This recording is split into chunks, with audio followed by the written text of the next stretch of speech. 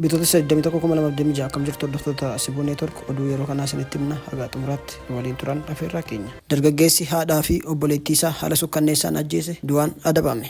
Jiraataa godina Hadiyyaa aanaa Baddawaachoo kan ta'e dargaggoon Sanbataa Mangashaa jedhamu haadha isaa deessee fi obboleettii isaa gara jabinaan haala sukkanneessaan ajjeese. Manni murtii olaanaa godina Hadiyyaa Ramaddii Shonee sagalee guutuudhaan murteessuu waajjirri kominikeeshinii aanaa Baddawaachoo ibse. Himatamaan Sanbatoo Mangashaa jedhamu Amajji darbe yakka sana raawwachuun isaa kan gabaafame yoo ta'u, dargaggoon sun yeroo yakka gara jabinaa sana raawwatu haadha isaatti balbala cufee albeedhaan erga harmarraa muree booda qomaa fi dugda isaanii waraanuun ajjeese jedhame. Abbaan alangaa galmee sana dhiyeesse obboleettiin isaa wayita inni yakka sana raawwatu argite yeroo iyyitu himatamaan sun ishees albeen dugdaaf qoma isheerra waraanuun ajjeeseera. Himatamaan sun erga yakka sana raawwateen booda hawaasa naannoon to'annoo jala oolfamee dhaddacha irrattis yakka suukanneessaa sana raawwachuusaa amanee jira. Galmee yakkaa sana kan ilaalaa ture manni murtii olaanaa godina Hadiyyaa Ramaddii Shonee dhaddacha bitootessa 10/2014 akka lakkoofsa giiziitti taa'een akkaataa labsii adabbii yakka keewwata 539 muraa tokko A jalatti bara 1997 ba'een himatamaan balleessaa raawwachuu mirkaneesseera. Manni murtiis himatamaan yakka sana gara laafina tokko malee ammeenyaan raawwachuu isaan hidhaa du'aa akka adabamu sagalee guutuun dabarseera jechuun waajjirri kominikeeshinii aanichaa beekseera. Maddi BBC Afaan Oromooti.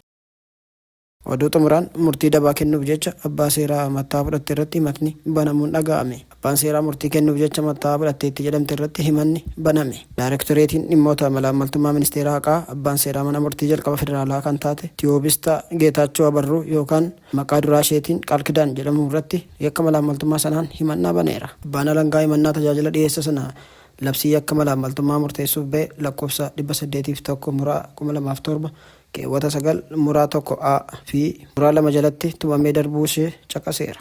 Akka himannaa irratti dhiyaatetti himatamtuun sun mana murtii jalqaba federaalaa Ramaddii Addis Katamaa dhaddachaa maatii tokkoffaa irratti abbaa seeraa taatee osoo hojjettu faayidaa hin malle argachuuf jecha aangoo abbaa seerummaa olaanaa isheef kennamee fi imaanaa uummataatti kenname dagachuun murtee kennuuf jecha mataa gaafatti fudhachuu ishee fi qarshicha osoo fudhachuuf jettu harkaaf harkatti qabamuu ishee ibsa himannaa irratti dhiyeesseera. Haaluma sanaan himatamtuun sun bu'aa seeraan alaa argachuuf jecha dhimma falmii qabeenyaa abbaa manaa fi haadha manaa gidduu jiru irratti iyyattuun qabeenyi sun kan dhuunfaa kiyya jechuun iyyannoo dhiyeessitee deebii kenninaan waan amaneef osoo falmii dhaga'uu hin barbaachisin murtee kennuuf guraandhala 26 bara 2018 akka lakkoofsa giiziitti beellama qabdee osoo jirtu guyyaa beellamaa sanatti iyyattuun dhaddachichatti yommuu dhiyaattu himatamtuun sun biiroo keessatti erga ishee simattee booda dhimma sana irratti murtee kennuuf qarshii 600 akka kennituuf gaafatteetti. Iyyattuun ammoo qarshii hamma sana kaffaluuf humni ishee akka hin eeyyamne yommuu ibsituuf itti yaadii kottu jechuun guyyaa itti aanu jechuunis guraandhala 27 gara biirootti akka dhuftu beellamti. Iyyattuun dhimma sana nama abbaa manaa ishee ta'etti